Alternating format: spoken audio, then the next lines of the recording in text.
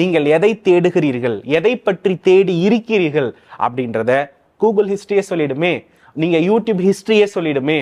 அப்போ நீங்கள் பார்த்திருப்பது சோம்பேறித்தனமான பொழுதுபோக்கா, அதே போல ஆபாசமா அப்படின்னா இந்த பூமியில நீங்க வாடுறது அடிமை குணம் தான். நான் சொல்ல வர்றது புரியுதுங்களா?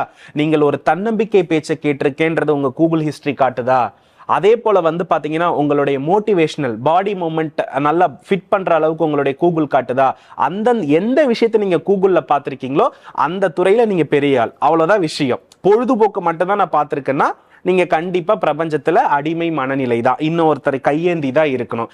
ஞான மார்க்கத்தை மட்டும் பார்த்திருக்கிறீங்க அப்படின்னா நீங்க வந்து இல்லறத்தை பத்தி என்ன பண்ண வேண்டாம், யோசிக்கவே வேண்டாம்.